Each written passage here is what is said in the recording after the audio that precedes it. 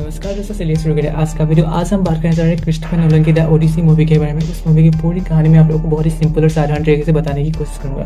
कहानी की शुरुआत होती है, ये देश का इथाका नाम के देश का राजा है, वो अपने महाराजा के साथ एक देश में युद्ध करने के लिए जाता है। उस देश का नाम है ट्रॉय। ट्रॉय में युद्ध करने के लिए जाता है, वहाँ पे वो लोग युद्ध जीत भी जाते हैं।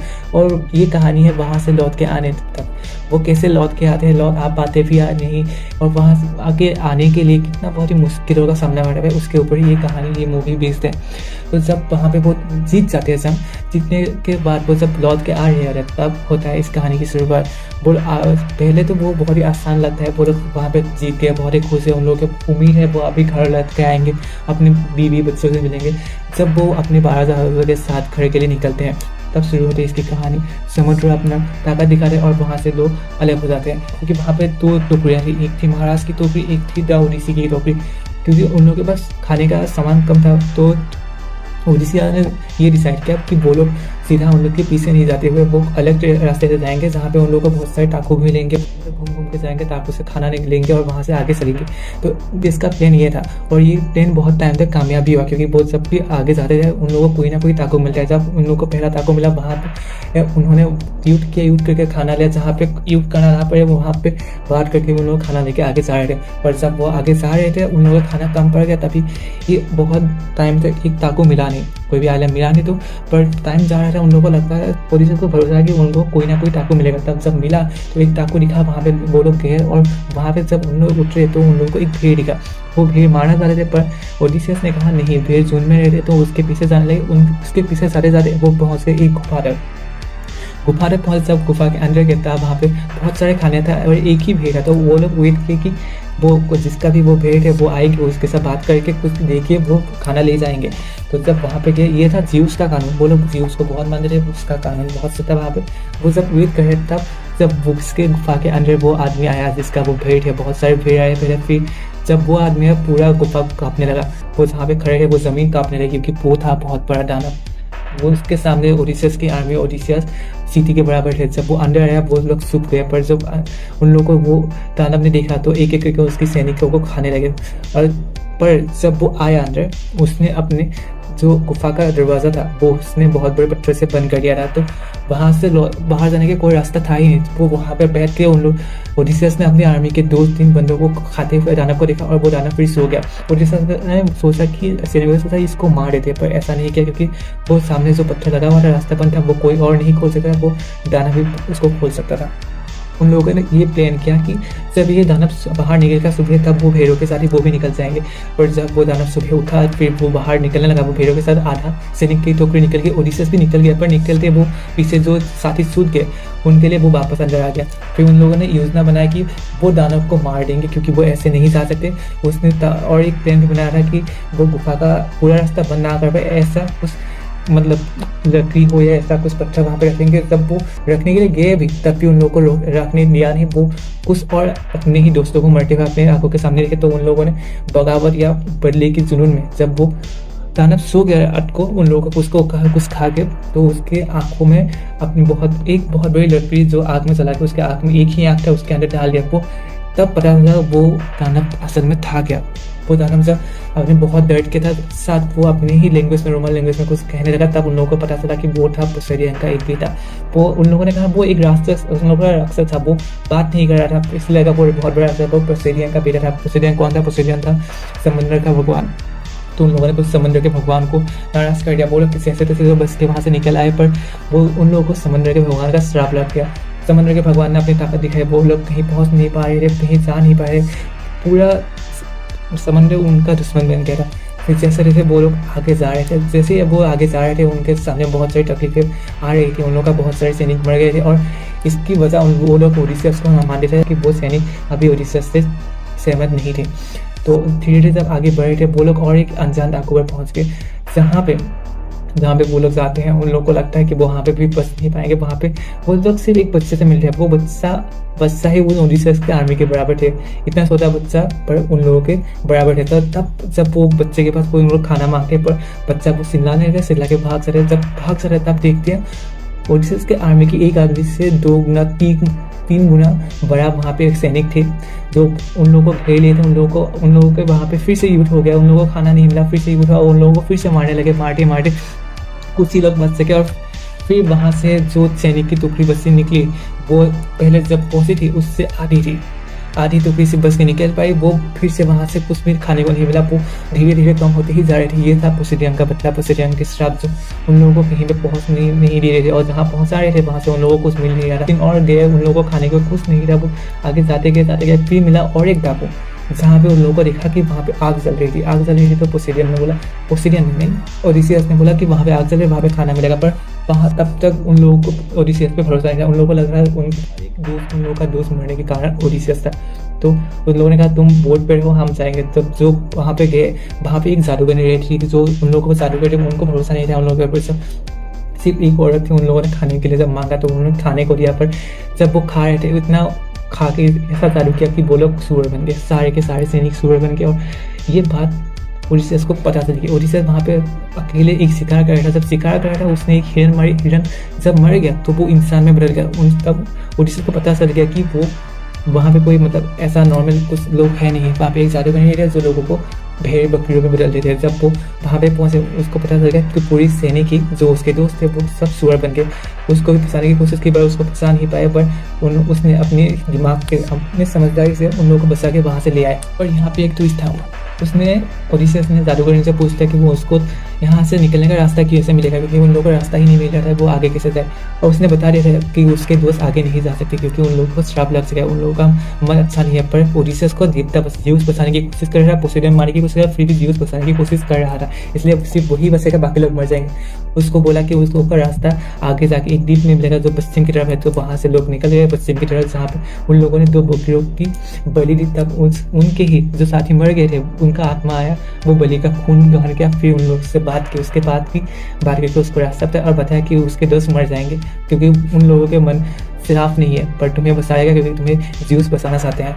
तो ओडिसियस ने कहा कि मैं देवता से भी बगावत करूंगा अपने दोस्तों को बचाने के लिए। तो वहाँ से वो लोग निकले।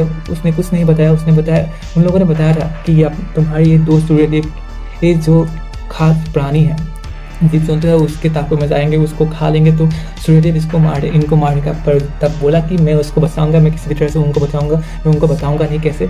और वहाँ से ओडिसियस निकल गया। ओडिसियस निकल गया नाव पे अगले ताकों की तरफ उनको रास्ता बता रहा कि उन लोगों को पश्चिम की तरफ, पूर्व या पश्चिम की तरफ जाना है, वहाँ पे उन लोगों का घर मिल जाएगा। फिर वो चले गए आगे।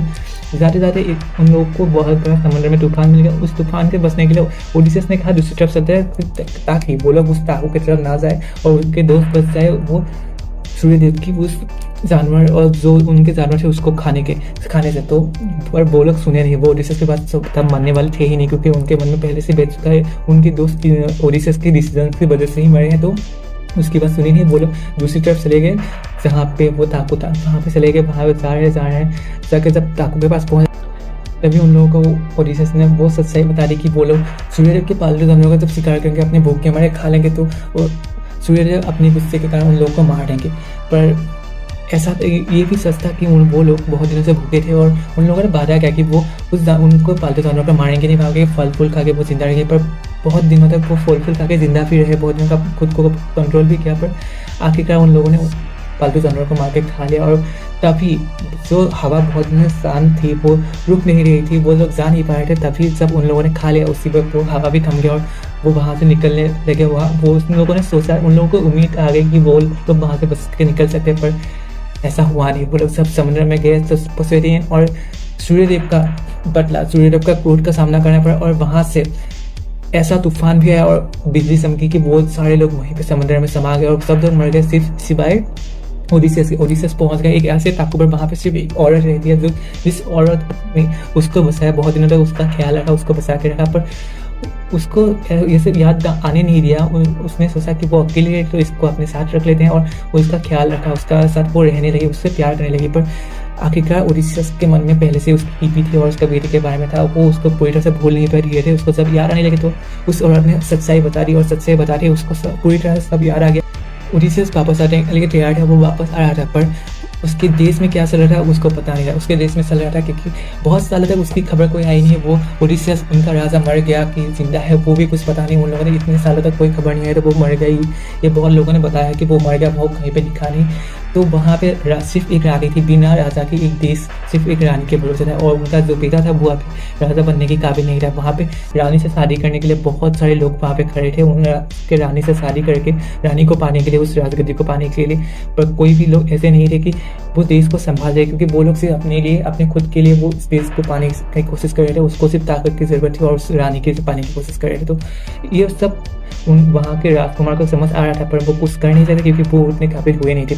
वो निकले अपने पापा को खोजने के लिए महाराजा के घर। महाराजा के घर जब गए, वहाँ पे देश में जब गए, वहाँ देश में उनको पता चला कि महाराजा तो पहले ही मर सके। महाराजा की बीवी ने अपने प्रेमिक के साथ मिलकर अपने पति को मार दिया, और महाराजा की बेटी ने उसकी माँ को और उसके प्रेमिक को मार दिया।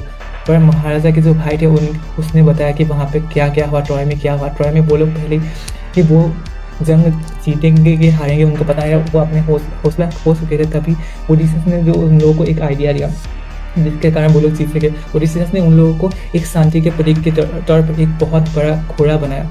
घोड़े के अंदर वो लोग बैठ गए और घोड़े को उनको एक उपहार दिया था ट्रॉय की रानी के लिए। जब उन लोगों ने इसको शिकार किया, वो लोग वहाँ अंदर घुस गए। अंदर जब वो लोग पहुँच गए, फिर अंदर से उन लोगों ने पहले वहाँ के सैनिकों को मारने लगे,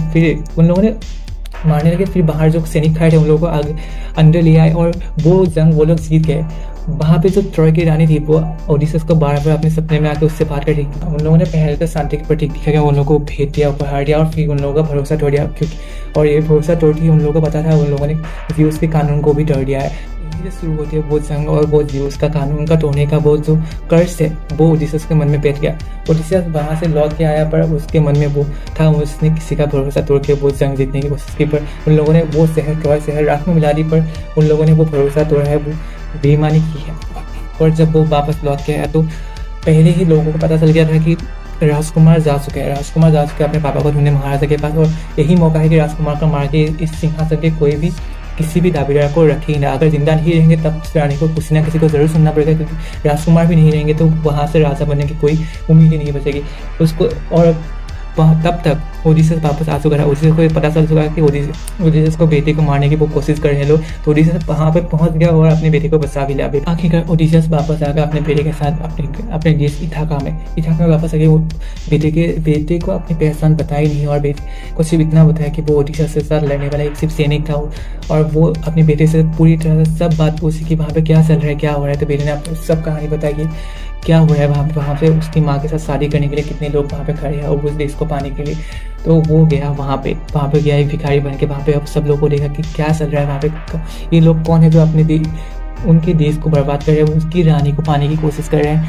और वहाँ पे जब वो अपनी रानी ने उसको देखा तो रानी समझ गई कोई तो है जो ओडिसीज के बारे में बता सकते हैं। जब ये सब लोग थोड़ा सा शांत हुए, वो वहाँ पे गए, वहाँ पे रानी से बात की तो रानी ने को पता चला कि ये कोई तो है। फिर रानी ने सीधा ऐलान कर दिया कि वहाँ पे मुकाबला होगा, जो जीतेगा वही इस देश का राजा भी बनेगा और उसको रानी भी मिलेगी। वो खेल किसी और नहीं रहा, वो मुकाबला सिर्फ एक ही आदमी पूरा करता है, वो था खुद ओडिसीज, क्योंकि उस मुकाबले में कुछ ऐसा चैलेंज था जो सिर्फ ओडिसीज ही कर सकता था। ओडिसीज की वो तीर कमान जो सिर्फ ओडिसीज ही उसकी रस्सी बांध सकती थी, वो मुकाबला था। वहाँ पे सब लोग आए, वो तीर कमान में वो रस्सी लगाने की कोशिश कर रहे थे, पर कोई नहीं लगा पाया। पर आखिर में जब भिखारी आ गया है, भिखारी बन के वो आ गया कि जो तीर कमान उसने लगा दिया, तो सब समझ गए ओडिसीज वापस आ गए और उसने तीर कमान से सब लोगों को मारने का शुरू कर दिया। सबको मारा, एक एक करके सबको मारा, और आखिर में जो सबसे बड़ा वहाँ पे धोखेबाज गोले गड्ढा बोले, जो आप लोगों को सेटिस्फेक्शन चाहिए था जो देखने के लिए, तो आखिरकार उसको भी मार के वो कहानी वहीं पे खत्म हुआ। वो ओडिसीज वापस हो रहा है। ट्रॉय का जो भरोसा उसने थोड़ा जो कर्ज था उसके बारे में सबको बताया, और यहीं पे कहानी खत्म हो जाती है। आप लोगों को ये मूवी जरूर देखनी चाहिए। ये मूवी बहुत ही एंगेजिंग और ग्रिपिंग है, और अगर स्टोरी पसंद है तो लाइक कर सब्सक्राइब करें। Bye bye.